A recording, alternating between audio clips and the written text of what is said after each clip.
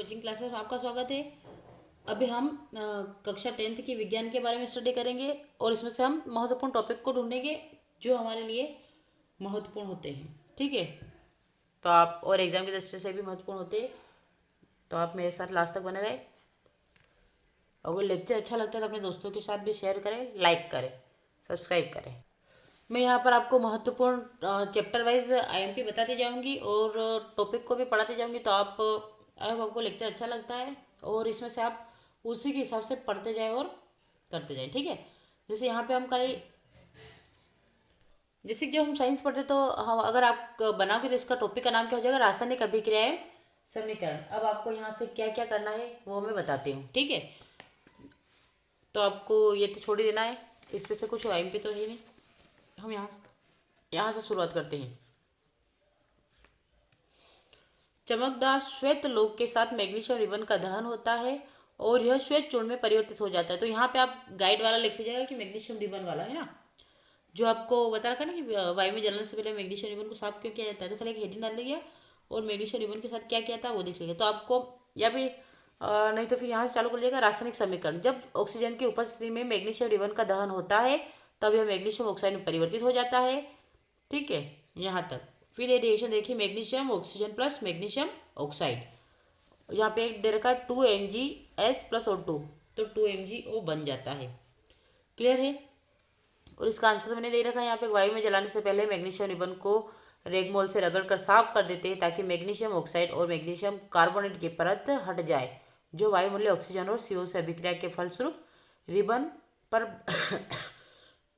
बना था। ऐसा करने पर मैग्नीशियम रिबन आसानी से जलने लगता है। फिर नेक्स्ट आता है आपका शब्द समीकरण। तो शब्द समीकरण में यहाँ से चालू करना है। शब्द समीकरण में अभिकारकों के उत्पाद में परिवर्तन को उनके मध्य तीर का निशान लगाकर दर्शाया जाता है। अभिकारकों के बीच योग का चिन्ह लगाकर उन्हें बाईं ओर लिखा जाता है। इसी प्रकार उत्पाद के बीच भी योग का चिन्ह लगाकर उन्हें दाईं ओर लिखा जाता है। तीर का सिरा उत्पाद की ओर तथा यह अभिक्रिया होने की दिशा की ओर होता है, जैसे इस प्रकार से होता है ना हमारा। ठीक है, फिर रासायनिक समीकरण लिखना। तो रासायनिक समीकरण के निरूपण की इससे भी संक्षिप्त विधि है। शब्दों की जगह रासायनिक सूत्र का उपयोग करके रासायनिक समीकरणों को अधिक संक्षिप्त तथा उपयोगी बनाया जा सकता है।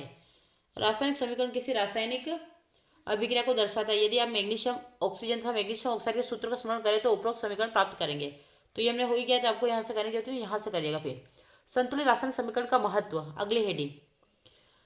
किसी भी रासायनिक अभिक्रिया में द्रव्यमान का न तो निर्माण होता है न ही विनाश, अर्थात किसी भी रासायनिक अभिक्रिया के उत्पाद तत्वों का कुल द्रव्यमान अभिकारक तत्वों के कुल द्रव्यमान के बराबर होता है। तो आप यहाँ से यहाँ तक कर लीजिएगा। जैसे जिंक सल्फ्यूरिक अम्ल, जिंक सल्फेट और हाइड्रोजन, तो यहाँ से Zn प्लस H2SO4 Zn, ये बाकी खाली आपको यहाँ से ये करना है और ये करना है, इसके अलावा हिंदी विंदी कुछ नहीं करना है ना। ये हो जाएगा आपका टॉपिक में क्लियर। फिर हम डायरेक्ट आ जाएंगे संयोजन अभिक्रिया में। जो ये चैप्टर कर रहा है वो ही इस टॉपिक को लिखे। ठीक है, तो फिर आपको हेडिंग डालना संयोजन अभिक्रिया। तो आप गाइड वाला भी लिख सकते हैं, ये वाला भी लिख सकते हैं ना। कैल्शियम ऑक्साइड जल के साथ तीव्रता से अभिक्रिया करके बुझे हुए चूने कैल्शियम का निर्माण करके अधिक मात्रा में ऊष्मा उत्पन्न करता है। तो कैल्शियम ऑक्साइड जब जल से क्रिया करता है तो कैल्शियम हाइड्रोक्साइड बनता है प्लस ऊष्मा निकलती है। इस अभिक्रिया में कैल्शियम ऑक्साइड तथा जल मिलकर एकल उत्पाद कैल्शियम हाइड्रोक्साइड बनाते हैं।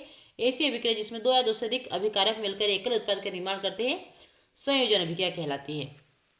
उसके बाद इसमें ये वाला जोड़ दिएगा, है ना, कि ऊपर की अभिक्रिया में निर्मित बुझे हुए चूने के विलयन का उपयोग दीवारों की सफेदी करने के लिए किया जाता है। कैल्शियम हाइड्रोक्साइड वायु में उपस्थित कार्बन डाइऑक्साइड के साथ धीमी गति से अभिक्रिया करके दीवारों पर कैल्शियम कार्बोनेट की पतली परत बना देता है सफेदी करने के लिए। तो ये वाला आप पूरा लिख लीजिएगा। ठीक है, फिर आता है नेक्स्ट, इसमें करिएगा कोयले का दहन। कोयले का दहन नेक्स्ट, तो ये आ जाएगा आपका रिएक्शन।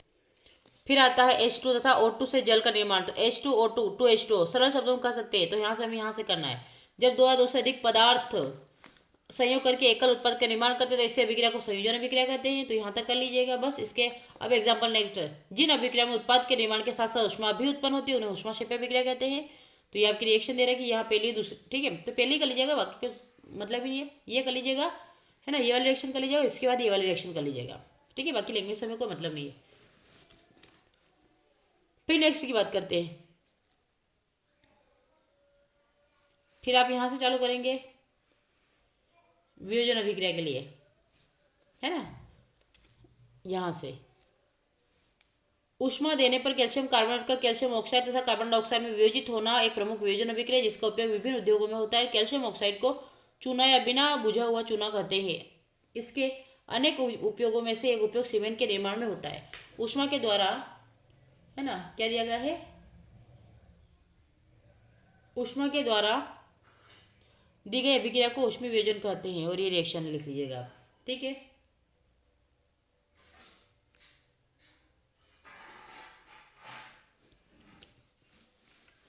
फिर एक और रिएक्शन दे दीजिएगा वियोजन अभिक्रिया की, ये वाली लेड नाइट्रेट वाली। लेड नाइट्रेट जब पीबी ऑक्साइड बनता है और नाइट्रोजन डाइऑक्साइड और ऑक्सीजन बाहर निकल जाते हैं, ठीक है।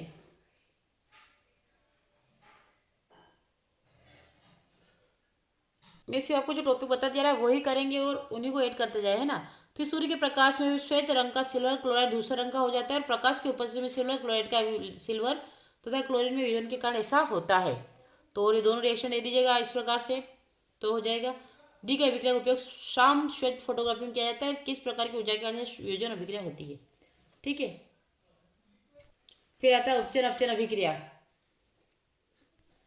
ठीक है। इसमें भी आपको देखा उपचयन अपचयन अभिक्रिया, यहाँ से हेडिंग डाल के राइट कर लीजिएगा। कॉपर चूर्ण की सतह पर कॉपर ऑक्साइड की काली परत चढ़ जाती है ना, तो यहाँ तक करिएगा। फिर यह कॉपर ऑक्साइड कॉपर में ऑक्सीजन के योग से बना होता है, तो copper plus oxygen copper oxide. यदि इस गर्म पदार्थ के ऊपर हाइड्रोजन गैस प्रवाहित की जाए तो सतह की काली परत भूरे रंग की हो जाती है, क्योंकि इस स्थिति में विपरीत अभिक्रिया संपन्न हो जाती है। अतः कॉपर ऑक्साइड हाइड्रोजन रिएक्शन करने पर कॉपर और जल में परिवर्तित हो जाता है, ठीक है। तो आप ये देख लीजिएगा। और यहाँ तक अभिक्रिया के समय जब किसी पदार्थ में ऑक्सीजन की वृद्धि होती है तो कहते हैं कि उसका उपचयन हुआ, तथा जब अभिक्रिया में किसी पदार्थ में ऑक्सीजन का ह्रास होता है तो कहते हैं कि अपचयन हुआ है। तो यहाँ तक कर लीजिएगा आप। अब मैं जो बताती जाती हूँ ना वो करते जाएँ, क्योंकि अगर ऐसे हम एक एक चीज़ को पढ़ेंगे तो लेक्चर बहुत लंबा हो जाएगा और आपके पास भी इतना समय नहीं है और मेरे पास भी नहीं है। अभिक्रिया में अभी जो हमने पीछे देखी थी, अभिक्रिया में कॉपर ऑक्साइड में ऑक्सीजन का ह्रास होता रहा, इसलिए अभिक्रिया अपचयित हुआ। हाइड्रोजन में ऑक्सीजन की वृद्धि हो रही है, इसलिए उपचयित हुआ है। तो ये पूरा दे रखा है, मैंने ये दे रखा, अगर चाहो तो ये भी आप ऐड कर दीजिएगा। ये हाईलाइट वाली सारी चीज़ें आपको ऐड करना है। फिर संक्षारण आती है। संक्षारण क्या होता है, तो जब कोई धातु अपने आसपास अम्ल सान्द्रता आदि के संपर्क में आती है तब ये संक्षारित होती है और इस प्रक्रिया को संक्षारण कहते हैं। चांदी के ऊपर काली परत, तांबे के ऊपर हरी परत चढ़ना संक्षारण के अन्य उदाहरण है ना। तो आप ये भी डाल सकते हैं। इसके साथ में आलू के चिप्स के पैकेट में नाइट्रोजन गैस ऑक्सीजन को हटाने के लिए भेज जाती है, क्योंकि ऑक्सीजन चिप्स को खराब और बासी बना देती है। नाइट्रोजन एक अक्रिय गैस है जो चिप्स को कुरकुरा और ताजा रखती है, उन्हें टूटने से बचाती है। अब आपको समझ में आ गया होगा। उसके बाद फिर विकृत गंधिता क्या होता है ना, तो ये भी देख लेते हैं। वायु वसायुक्त तथा तेली खाद्य सामग्री जब लंबे समय तक रखी जाती है तब उसका स्वाद या गंध बदल जाते हैं। यहाँ तक करना, गंध बदल जाते हैं। अपचयित उपचयित होने पर तेल एवं वसा विकृत गंधित हो जाता है तथा उनके स्वाद तथा गंध बदल जाते हैं। प्राय खाद्य सामग्री में उपचयन रोकने वाले पदार्थ मिलाए जाते हैं।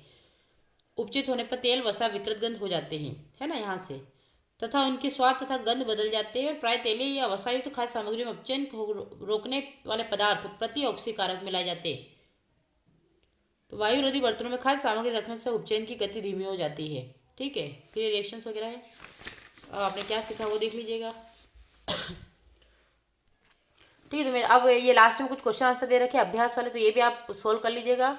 और इसमें से अगर कुछ क्वेश्चन आईएमपी क्वेश्चंस को आप देना चाहे तो दे दीजिए। जैसे संतुलित समीकरण वाला दे दीजिएगा, एक क्वेश्चन नंबर 6 और एक क्वेश्चन नंबर 7 और एक क्वेश्चन नंबर 9 और 10 अगर देना चाहे तो आप दे सकते हैं। अगर लेक्चर अच्छा लगा है तो मेरे चैनल को लाइक करें, शेयर करें, सब्सक्राइब करें। मिलते हैं नेक्स्ट लेक्चर में। Thank you for watching.